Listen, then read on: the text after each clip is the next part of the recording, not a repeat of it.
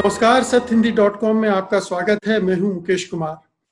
दोस्तों, जैसे ही कोरोना का संक्रमण फैला और देश भर में लॉकडाउन की घोषणा हुई तो स्कूल, कॉलेज, यूनिवर्सिटी सब बंद हो गई और उसमें सबने ये तोड़ निकाला कि ऑनलाइन क्लासेस होनी चाहिए, ऑनलाइन पढ़ाई होनी चाहिए और एक कहना चाहिए कि एक भेड़-चाल पूरे देश भर में शुरू हो गई, बगैर ये जाने समझे कि इसके अच्छाइयाँ और बुराइयाँ क्या हैं, नुकसान और फायदे क्या हैं और स्टूडेंट्स जो आर्थिक रूप से सक्षम नहीं है या जिन इलाकों में बिजली नहीं है, इंटरनेट का एक्सेस नहीं है, वो बच्चे क्या करेंगे।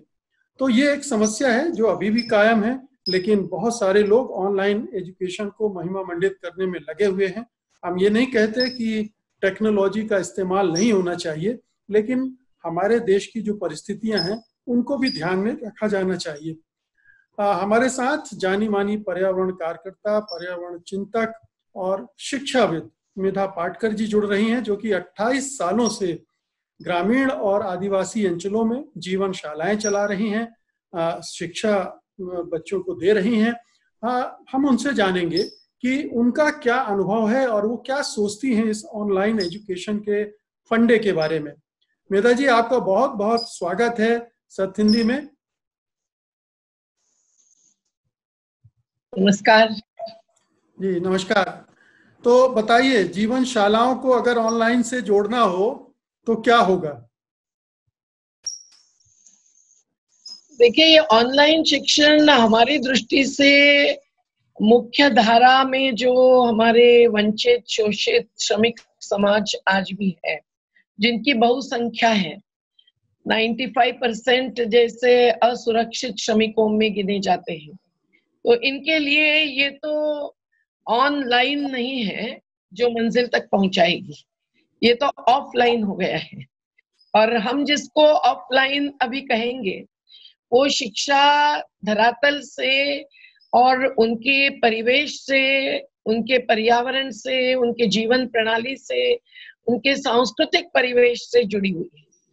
ऑनलाइन शिक्षा केवल शिक्षा क्षेत्र में ऑनलाइन नहीं आई है बात, ये तो डिजिटलाइजेशन ऑफ इंडिया का एक हिस्सा है। और हर कोई जानता है कि हमारे आज के प्रधानमंत्री जब पहले ही विदेश दौरे पे गए थे तब उनका सबसे बड़ा स्वागत गूगल ने ही किया था। तो ये पूरी जो गूगल से जियो तक ये जो कंपनियां हैं वो आज देश का पूरा अवकाश व्याप्त कर रही है। और ये टेक्नोलॉजी का कोई विरोध पूर्ण रूप से न भी करे तो भी हमें याद आती है हिंद स्वराज के गांधी जी की बात कि तकनीक का इस्तेमाल, यंत्र का इस्तेमाल कितना होना चाहिए, कौन से क्षेत्र में और कहाँ, कब, किसके साथ। इसमें अगर संतुलन नहीं हो तो हम लोग तकनीक के गुलाम बन जाते हैं। और हर तकनीक की एक बहुत बड़ी मर्यादा होती है। सबको लगता है कि तकनीक ही बहुत बड़ी बात है, उससे तो बस विकास ही विकास होगा। लेकिन तकनीक के जो प्रोज एंड कॉन्स है, जो लाभ भी कहे तो कहे, लेकिन उसके साथ जो हानि है, हानिकारक असर है, उसको गिनना जरूरी है। और आज शिक्षा में ये ऑनलाइन एजुकेशन की जो बात चल रही है वो एक प्रकार से थोपा जा रहा है। न समाज के साथ कोई चर्चा हुई, संसद सत्र तो चालू ही नहीं है और न कोई रास्ते पर आकर अपनी अभिव्यक्ति कर सकते हैं, भूमिका रख सकते हैं, प्रतिरोध भी जता सकते हैं।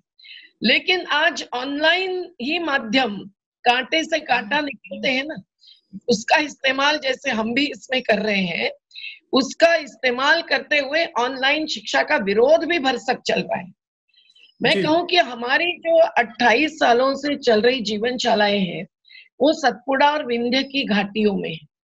वहां ऐसा क्षेत्र है कि जहां न बिजली है, न ही कोई रेंज की बात है। ये out of range socially, politically और इकोनॉमिकली जो रखे जाते हैं, ऐसे आदिवासियों का क्षेत्र है। तो वहां ऑनलाइन शिक्षक चलेगा ही कैसे? जी, मैं आपकी बात से दो चीजें निकाल रहा हूँ। एक तो जो डिजिटल डिवाइड है हिंदुस्तान में, एक जो इकोनॉमिक खाई है वो तो है ही, ये डिजिटल ने एक और डिवाइड पैदा की है हैव एंड हैव नॉट्स के बीच में। तो जो जिनके एक्सेस नहीं है या जो अफोर्ड नहीं कर सकते हैं लैपटॉप, मोबाइल फोन्स और इंटरनेट की डाटा, वो एक तरह से हाशिए पर धकेल दिए जा रहे हैं इस ऑनलाइन शिक्षा की बदौलत। और दूसरे, इस ऑनलाइन शिक्षा में अपनी कुछ कमियां हैं, अपनी कुछ खामियां हैं जो दूसरे तरह से प्रभावित कर रही शिक्षा को। क्या मैं इसको इस तरह से ठीक तरह से रख पा रहा हूं आपकी बात को जो आपने कहा? आपकी शुरुआत की बात मैंने सुनाई नहीं दी। जी, मैं पहली बात तो ये कह रहा था कि डिजिटल डिवाइड है हिंदुस्तान में, जिस तरह से इकोनॉमिक डिवाइड है, आर्थिक खाइयां हैं, उसी तरह से डिजिटल मोर्चे पर भी खाई है। और उसकी वजह से जो आर्थिक रूप से सक्षम नहीं है, इंटरनेट में एक्सेस नहीं है, data, laptop, mobile phones afford नहीं कर सकते, तो पहले ही बाहर हो गए शिक्षा से। और दूसरा ये कि ये जो तकनीक के आधार पर दी जाने वाली शिक्षा है, उनमें कई और खामियां हैं जिन पर गौर नहीं किया जा रहा है। ये क्या आप ये कहना चाह रही हैं? बिल्कुल सही है। हमने तो इसका पूरा स्टैटिस्टिकल रिकॉर्ड भी देखा है, क्योंकि अभी बहुत सारे सर्वे हुए। पर ये कहने की भी जरूरत नहीं है कि जो वंचित, शोषित, पीड़ित समाज है, उनके पास, हर एक के पास, और घर में अगर 2 बच्चे पढ़ रहे हैं तो हर बच्चे के पास इस प्रकार का एक एंड्रॉइड माध्यम होना ये असंभव है। लॉकडाउन से जो ग्रस्त है, बेरोजगारी से और आजीविका खत्म होने से, उनके लिए भी तो असंभव है। लेकिन बात ये भी है कि जिस जगह पे बैठकर चाह रहे हैं शिक्षा के नए आधुनिक तज्ञ कि वो केवल वहीं से शिक्षा पाए, तो ये तो एक तरफा शिक्षा है। ये एक तरफी शिक्षा के बाद शिक्षा के मूल उद्देश्यों से ही हटी हुई है। मूल उद्देश्य है सामाजिकीकरण।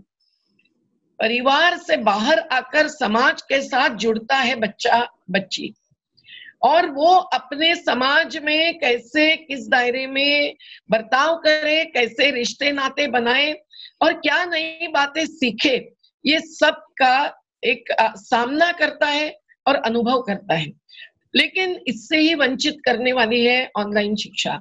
और ऑनलाइन शिक्षा एक जगह बैठकर जो बच्चे देखेंगे, उनमें से 37 से 40% परिवार जबकि एक कमरे के घर रखने वाले हैं, तो क्या उनका वहां का वातावरण इस प्रकार का शिक्षा के लिए पोषक होगा?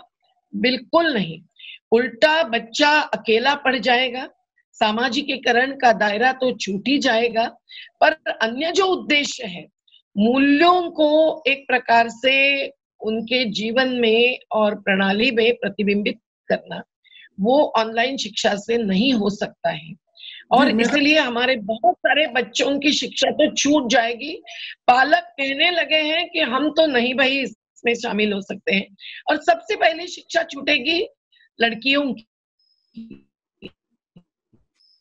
जी, लेकिन मेधा जी, मैं ये कह रहा हूं कि ये जो ऑनलाइन शिक्षा है, ये एक संकट काल में उपजी शिक्षा है, जब दूसरे साधन नहीं थे। इसको विकल्प के तौर पर हम नहीं मान रहे हैं कि ये पूरी तरह से रिप्लेस कर देगी।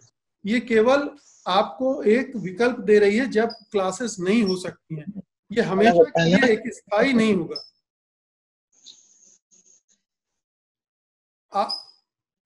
क्या बात है? जी, ब्रेक हो रहा है कुछ। मैं सवाल दोहराऊं? मुकेश, सुनाई नहीं दिया ये बीच में फोन।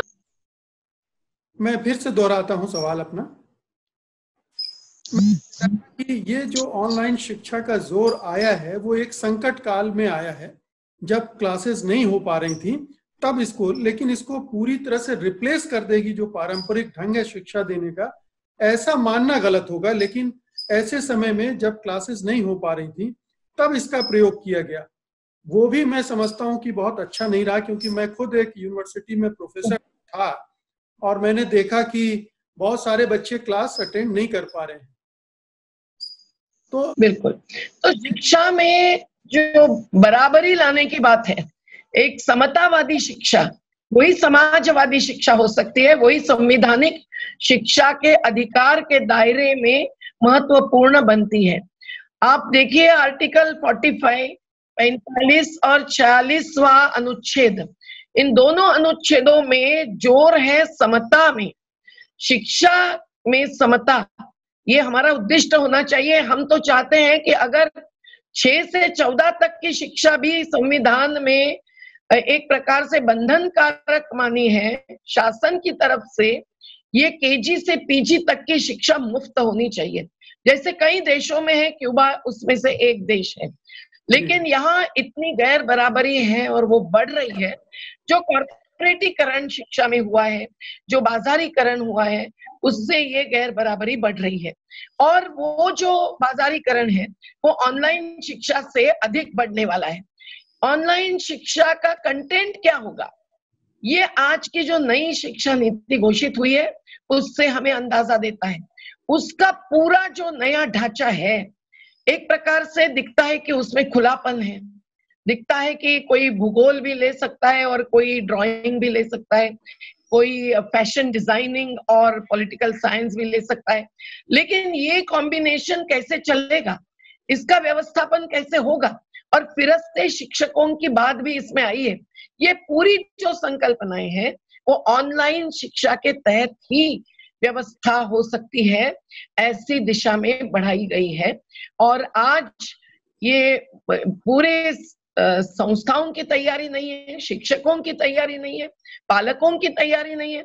ऐसे जो समाज में बहुसंख्य समुदाय है उनके लिए तो गैर बराबरी ही भुगतनी पड़ेगी, क्योंकि ये जो पूरा इक्विप्ड और इन्वेस्टमेंट बेस्ड पूंजी निवेश के आधार पर शिक्षा होगी, वो पूंजीवादी शिक्षा होगी। और पूंजीपतियों के हाथ में, जैसे कुछ सालों पहले बिरला और अंबानी को शिक्षा नीति बनाने के लिए दिया गया था, अभी मैकेंजी जैसी कंपनी इसमें अगुवाई और हस्तक्षेप करती है। अभी निश्चित रूप से कि जो नई शिक्षा नीति आएगी उसमें उद्योगपतियों के ही हाथ में शिक्षा चली जाएगी, तो आज भी काफी हद तक चली गई है और उसको और भी बढ़ावा मिलता जाएगा। और ये मैं इसलिए कह रही हूँ क्योंकि अभी तो नई शिक्षा नीति में ये भी कह रहे हैं कि छोटी छोटी स्कूलों को नहीं रखना है, शाला संकुल का, पाठशाला संकुल की संकल्पना या फिरस्ते शिक्षक एक से दूसरी जगह जाने की संकल्पना, ये शिक्षक और विद्यार्थियों का रिश्ता और शिक्षक और कम्युनिटी का, समुदाय का रिश्ता, इसको बिल्कुल महत्व न देने वाली संकल्पना है। और इसलिए ऑनलाइन शिक्षा से कंटेंट भी बदलेगा।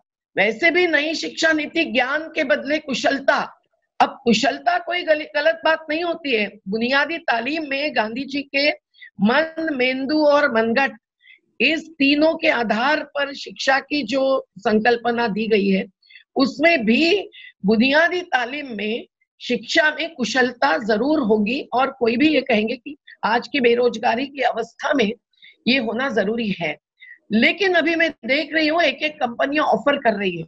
हमारी जीवनशालाओं की 10वीं पास हुई अच्छे मार्कों से 70 से 80% मार्क पाकर उनको ऑफर आ रही है कि आप आइए, हम आपको ऑनलाइन ट्रेनिंग दे देंगे और हमारी कंपनी में हम आपको नौकरी भी दे देंगे।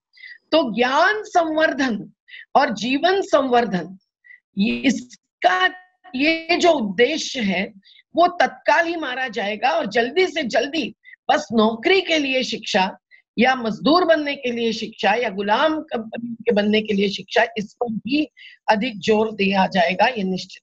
जो कुशलताएं हम चाहते हैं वो बच्चों में अपने परिवेश से जोड़ कर आए, अपने माता पिताजी के आजीविका से जोड़ के आए। इसको हम अप्रेंटिसशिप नहीं कहेंगे, इसको हम स्टाइपेंड देकर अपने बंधन में लाने की बात नहीं करते हैं। हम लोग तो जैसे आदिवासी क्षेत्रों में हमारी जीवनशालाएं चलती है, तो जल जंगल जमीन से आदिवासियों की समतावादी, सादगी और स्वावलंबनवादी संस्कृति से हम इसको जोड़ना चाहते हैं और हमारा पूरा प्रयास उस दिशा में जाता है। शालेय अभ्यासक्रम जो एनसीईआरटी से यानी सरकार से दिया जाता है, उसके साथ हम लोग अपना अभ्यासक्रम नहीं पर एक प्रकार के शिक्षा क्रम हम जोड़ते हैं और वो केवल परीक्षा केंद्रित नहीं करते हैं। लेकिन अभी जो केंद्रीकरण हो रहा है, पूरी नई आर्थिक शैक्षणिक नीति जो है वो शिक्षा नीति केंद्र सरकार के ही हाथ में चली जाएगी। पूरा कंट्रोल, निगरानी उन्हीं के हाथ में रहेगी। राज्य के स्टेट काउंसिल जो है, SCRT जो है, उसको कम से कम महत्व होगा।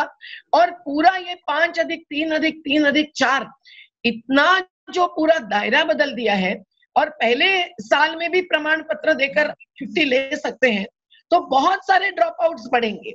जैसा मैंने कहा कि लड़कियों के ड्रॉप आउट सबसे ज्यादा बढ़ेंगे, लेकिन अन्य के भी ड्रॉप आउट्स बढ़ सकते हैं, क्योंकि एक प्रमाण पत्र लेकर निकलेंगे तो आधा अधूरा ज्ञान यही इसका आधार होगा। और उसके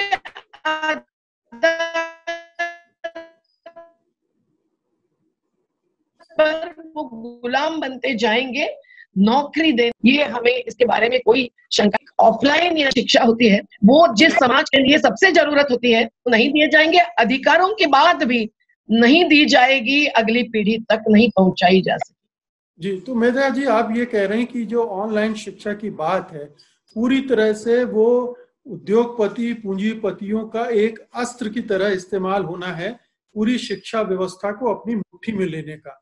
और जाहिर है कि जब उनके हाथ में आएगी और मुनाफा आधारित उनकी नीतियां होंगी तो एक बड़ा हिस्सा समाज का उससे शिक्षा से बाहर होंगे, दलित होंगे, आदिवासी होंगे, पिछड़े होंगे, आर्थिक रूप से विपन्न लोग होंगे। ये एक पूरा कहना चाहिए कि नई शिक्षा नीति की बनावट में शामिल है।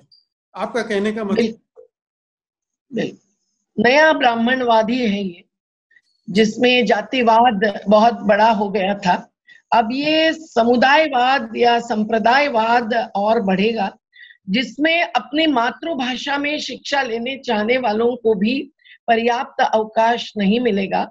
और जो समतावादी शिक्षा हमें चाहिए वो समान शिक्षा चाहिए, उसके बदले बिल्कुल असमान शिक्षा और उसके आधार पर विषमता को बहुत बड़ा बढ़ावा मिलेगा। ये तमाम शिक्षा में सालों से काम करने वाले शिक्षा तज्ञों का कहना है। और खास करके जो शालाएं, पाठशालाएं, शिक्षा संस्थाएं ऐसे समाज तक पहुंचने का काम करती है कि जिन तक शिक्षा नहीं पहुंची थी। हमारे सतपुड़ा के आदिवासियों में पहली पीढ़ी हमारी जीवनशाला में आई सीखने वाली, और आज तक 6000 बच्चे बाहर हो गए। हम लोग उन सभी 6000 बच्चों की एक युवा सेना बना सकते हैं, शक्ति बना सकते हैं। उसमें हम कम पढ़ते हैं, पर जरूरी है कि हमने जब अधिकार की शिक्षा अधिक दी तो हमने केवल संघर्ष के लिए उनको तैयार नहीं किया, एक नव निर्माण के लिए, एक नव जीवन के लिए तैयार किया, जिसमें उनकी परंपरा से पूर्ण रूप से न टूटते हुए वो जो बाह्य समाज है या जो बदलती स्थितियां हैं उसका भी एहसास रखे और उसमें भी अपना मूल्यवादी, सत्यवादी, सत्याग्रही तरीका जारी रखे। ये जो हमारे उद्देश्य के आधार पर हम लोग पूरी शिक्षा ही नहीं, पद्धति भी, जिसमें पेडागोजी कहते हैं, जिसमें पेडागोजी ऑफ द ऑप्रेस्ड जो पॉलो फ्रेरे ने बात रखी थी, उसका बहुत महत्व है। हम लोगों को अगर वंचित समाज को शिक्षा के साथ साथ अधिकार का ज्ञान देना है और अपने अधिकार के लिए खड़े होने के लिए शक्ति देनी है, बल देना है, तो वो ऑनलाइन से कभी नहीं मिलेगा। ये तो एकल कुंडी कहते हैं, वैसे एकल व्यक्तिवादी शिक्षा होगी, जिसको कोई हम लोग शिक्षा के उद्देश्य के सफलता की ओर नहीं ले जा पाएंगे। हमारे यहाँ महाराष्ट्र में अभी नवजीवन शिक्षण मंच बना है और बहुत सारी संस्थाओं ने शिक्षा मंत्री और मुख्यमंत्री तक ये बात आग्रह के साथ पहुंचाई है। ये भी कहा है कि अगर ये मोबाइल का अस्त्र हम लोग बच्चों के हाथ में देंगे, आज इस पर जो एडवर्टाइजमेंट्स आती है, जो अपसंस्कृति का दर्शन होता है, वो सब उन तक पहुंचाएगा और वो भी बाजार और पूंजी को ही अधिक महत्व देंगे, नहीं संस्कृति और प्रकृति को। लेकिन कोई असर ज्यादा नहीं पड़ा है, तो हम लोग आगे बढ़ रहे हैं। लेकिन ये कहना चाहिए कि गूगल के जो नेतृत्व में रहे अधिकारी हैं, उन्होंने इसको अभिमान के साथ रखा कि महाराष्ट्र में पहली शुरुआत हो रही है, और उनका कहना साफ दिखाई दे रहा था कि वो कोई ज्ञान की बात नहीं कर रहे हैं, वो केवल लर्निंग की बात कर रहे हैं, नॉलेज की बात नहीं कर रहे हैं। तो वो क्या पढ़ाएंगे, क्या पढ़ाना चाहेंगे बच्चों को, ये अब देखने की बात है। जी, एक पूरा निजीकरण का एजेंडा जब नई आर्थिक नीतियां लागू हुई उसके बाद से तेजी से आगे बढ़ाया गया और निजी हाथों में पूरी शिक्षा व्यवस्था को सौंपने की तैयारी की गई और क्रमशः हम देख रहे हैं कि वो होता जा रहा है। बहुत सारे विश्वविद्यालय खुल गए हैं, महंगी फीस लेकर वो शिक्षा दे रहे हैं और अब उनकी महत्वाकांक्षा ये हो गई है कि अंतर्राष्ट्रीय स्तर पर वो अपनी साख बनाए, दूसरे विश्वविद्यालयों से हाथ मिलाकर और ज्यादा से ज्यादा मुनाफा कमाए। तो एक जो होड़ उस तरफ चली गई है, उसमें आपको क्या लग रहा है कि आप जो बात कर रही हैं वो कहीं ऐसा तो नहीं नक्कार खाने में तूती की तरह अनसुनी रह जाएगी? ऐसा लग रहा है क्या? कभी आपको ये महसूस होता है? नहीं, ये आशंका तो सभी क्षेत्रों में जो निजीकरण और एक प्रकार का नया उपनिवेशवाद आ रहा है उसके चलते हुए सभी के मन में है। हमारे जैसे जो उनको प्रगतिशील विचारधारा के लोग माने जाते हैं, जो समता, न्याय, सर्वधर्म समभाव और बंधुता या भगिनीत्व को मानते हैं, उन सबके मन में तो है ही।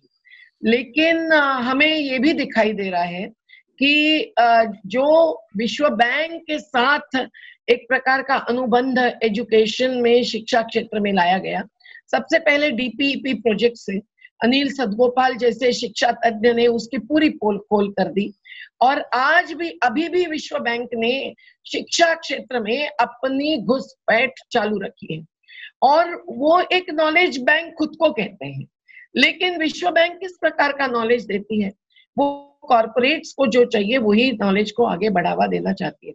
इसलिए अभी 6% शिक्षा पर बजट करना, यानी कोठारी आयोग ने 1966 में जो कहा था उसके आधार पर किसी सरकार ने नहीं किया, हमारी सरकार कर रही है। ये आज की केंद्र सरकार का जो दावा है वो दावा एक प्रकार से खोखला साबित हो रहा है। अगर 6% काफी है तो फिर विश्व बैंक से आप क्यों ले रहे हैं पैसा? आप विदेश से पैसा लेकर हर क्षेत्र में विदेशीकरण और विदेशी सोच और नजरिया ला रहे हैं, जो शिक्षा में लाना तो सबसे खतरनाक बात है, क्योंकि अगली पीढ़ी इस देश की कैसी बनेगी इसका तय करेगा पूंजी निवेश। और जो पूंजी निवेश करते हैं उसमें अर्थात इस देश के बिरला और अंबानी ही केवल नहीं तो हर कॉर्पोरेट ने अभी अपनी अपनी शिक्षा संस्थाएं खोली है। छोटे छोटे लोग भी उस प्रकार के स्कूल्स जो प्राइवेट स्कूल्स है उसको आगे बढ़ावा दे रही है। अपने नर्मदा घाटी के कुछ किसानी क्षेत्र के गांवों में 2-2 स्कूल्स खुल गई प्राइवेट लॉकडाउन में। उनको पूरा विश्वास है कि उनको बढ़ावा मिलेगा, उनको प्रमोशन मिलेगा और जो उनके लिए अब सुविधाजनक नई शिक्षा नीति बनी है उसका वो उपयोग करेंगे और वो जितना चाहिए फीस वसूल करेंगे, जो लॉकडाउन के समय भी कर रहे हैं। तो एक बिजनेस बन गया है शिक्षा और ये बिजनेस को आगे बढ़ाना यानी दलितों को, आदिवासियों को, गरीबों को वंचित करना ही होगा, क्योंकि वो लाखों में फीस नहीं दे पाएंगे। और फिर जिन स्कूलों में, सरकारी स्कूलों में ये बच्चे, इन समुदायों के बच्चे पढ़ रहे हैं, वो चाहे तेलुगु स्कूल हो चाहे उर्दू हो, अपनी अपनी मातृभाषा में और अपने अपने नेबरहुड में, अपने अपने पड़ोस में नेबरहुड स्कूल की कॉन्सेप्ट लेकर और भी केंद्रीकरण होना चाहिए, ये हमारे जैसे का मानना है। लेकिन यहाँ तो केंद्रीकरण होने वाला है और 3000 से कम संख्या आपने जो अभी बात की वो कितने समय एक प्रकार से खत्म करने की साजिश नहीं ने वो अनुशंसाएं की थी, उसमें इस तरह की बातें की गई थी कि नेबरहुड कंसेप्ट होना चाहिए, बच्चों को एक हद तक अपनी भाषा में शिक्षा मिलनी चाहिए। ये तमाम चीजें पहले बहुत डिस्कस हुई हैं, लेकिन जैसे ही ये दौर आया उदारवाद का, उसमें सारे कंसेप्ट उलट दिए और मुनाफावाद जिस तरह से हावी होता चला गया, उसने अब सिर्फ और सिर्फ स्वार्थ है। जो सरकारें भाषा संस्कृति की बात कर रही हैं, आत्मनिर्भरता की बात कर रही हैं, वही पर निर्भरता के तरफ हमें ले जा रही हैं। सवाल उठता है तो दुष्चक्र है, इससे निकलने का कोई रास्ता सूझ नहीं रहा है और यही सवाल है हमारे आपके सबके सामने। ये हमारे सामने एक चुनौती ही है शिक्षा ही नहीं, हर क्षेत्र में जो बदलाव आ रहे हैं वो अगर संवैधानिक भी नहीं है और मानवीयता के भी खिलाफ है या पर्यावरणीय निरंतरता के खिलाफ है, तो अर्थात प्रतिरोध तो होगा। प्रतिक्रिया भी नहीं करने दे रहे हैं, उसके लिए भी अवकाश नहीं छोड़ रहे हैं, न मीडिया में अपवाद आपके जैसे छोड़ के, और न ही पूरे राजनीतिक सामाजिक दायरे में, तो फिर कैसे हम अपनी अभिव्यक्ति पहुंचाएंगे, ये हमें सोचना होगा। पर शुरू हो चुका है ये अभिव्यक्ति को अहिंसक सत्याग्रही पद्धति से अपनाना, और ये निश्चित आगे बढ़ेगी। आखिर लॉकडाउन कब तक चलाएंगे? अगर अर्थव्यवस्था भी बर्बाद हो रही है, शिक्षा व्यवस्था भी बर्बाद हो रही है, तो पालकों को और शिक्षकों को भी तो ये समझना ही चाहिए कि वो जिस ऑनलाइन शिक्षा को विकसित शिक्षा मानकर चल रहे हैं, उसके असर क्या क्या होने वाले हैं। अभी ही मानसिकता पर जो असर आ रही है, मानसिक अस्वास्थ्य, न केवल बेरोजगार बुजुर्ग, लेकिन अकेले बैठकर पढ़ने वाले बच्चों को भुगतने पड़ रहा है, और इस पर पूरे सर्वेज और स्टैटिस्टिक्स सामने आया है, उसका भी परिमाण और अधिक बढ़ने वाला है। इसलिए समाज के जो एक प्रकार से सक्षम है अपने बच्चों को ऑनलाइन शिक्षा वाली स्कूल में डालने वाले, उनको भी सोचना चाहिए कि मोबाइल हाथ में जाने से क्या होगा। अकेला बच्चा बैठकर जब पढ़ेगा तो क्या पढ़ेगा और क्या क्या देखेगा उसी मोबाइल पर, और क्या वहां शैक्षणिक माहौल वो पालक भी पाल्य के लिए बना पाएंगे, क्या उतना समय वो दे पाएंगे। और हमारे बच्चे जैसे आदिवासियों के ढोर और पोरों के पीछे, बच्चों के पीछे दौड़ते थे, पहाड़ चढ़ते, नदी में डूबते थे, कभी मुश्किल से वो आ गए शालाओं में, लेकिन वो शालाओं में बच्चे जंगल में कभी घूमते हैं, कभी जड़ी बूटी का अभ्यास करते हैं, बाल मेला में अलग अलग नाट्य नृत्य शिक्षकों ने लिखे हुए प्रदर्शित करते हैं, खेल कूद में बहुत आगे बढ़ते हैं, 45-50 गोल्ड मेडल्स पाए हैं एक एक ने। ऐसे शिक्षा क्या हम ऑनलाइन से पाएंगे? और ऑनलाइन अभ्यासक्रम क्या इस प्रकार के न केवल प्रैक्टिकल लेकिन एक बुनियादी मूल्यवादी शिक्षा को ही अपने अभ्यासक्रम में समाविष्ट करेंगे? हमें तो नहीं लगता है, और इसीलिए पूरे समाज ने इसे सोचना चाहिए। श्रमजीवियों ने ही नहीं, जिनके बच्चे इस कारण बाहर हो जाएंगे, बहिष्कृत हो जाएंगे, लेकिन समाज के बुद्धिजीवियों ने भी सोचना चाहिए कि जिस बुद्धि का और ज्ञान का उपयोग वो अपने जीवन में कर चुके हैं, वो भी क्या अभी नई पीढ़ी के लिए ऑनलाइन शिक्षा दे पाएगी या नहीं। और फिर ये शिक्षा में वंचना क्या संविधान के खिलाफ नहीं होगी? अच्छा, अनुसूची 11 में शिक्षा भी एक विषय है जिसमें गांव का अधिकार है अपने आयोजन का। तो जो गांव सभा ये तय करेगी कि हम ऑनलाइन शिक्षा नहीं चाहते हैं, उनको निश्चित रूप से सुविधा देनी पड़ेगी, उनके अनुदान बंद नहीं करे सरकार, उनको अवकाश देना पड़ेगा और उनका निर्णय सरकार को मंजूर करना पड़ेगा। हमने हमारी जीवन शालाएं 5 जगह शुरू की है जहां कोरोना ग्रस्तता है ही नहीं, इसीलिए नहीं है क्योंकि वो पर्यावरण से समृद्ध क्षेत्र है, लेकिन वो स्कूल चालू करने के लिए पालकों की सहमति हो रहा है, इसलिए मैं इसको वाइंड अप करना चाहूंगा। और मैं आपकी बात को इस तरह से रखता हूं कि समग्र शिक्षा का जो कंसेप्ट है और समग्र विकास का जो कंसेप्ट है, उसको ध्यान में रखकर शिक्षा नीति बननी चाहिए। उद्योगपतियों को ध्यान में रखकर अगर शिक्षा नीति बनेगी तो ना व्यक्तित्व का विकास होगा, ना समाज का विकास होगा, और खाइयां बढ़ती जाएंगी, टकराव बढ़ते जाएंगे, और जाहिर है कि जब इतना दमन होगा तो प्रतिरोध भी होगा और प्रतिकार भी होगा। बहुत बहुत शुक्रिया मेधा जी हमसे बातचीत करने के लिए, धन्यवाद आपका। आपको सुनना हमेशा ही अच्छा लगता है और आपसे बातचीत होती रहेगी इन तमाम महत्वपूर्ण मसलों पर। बहुत बहुत शुक्रिया आपका। सत्य हिंदी के और वीडियोस को देखने के लिए हमारे YouTube चैनल को सब्सक्राइब करें और सीधे नोटिफिकेशन पाने के लिए बेल आइकन दबाएं।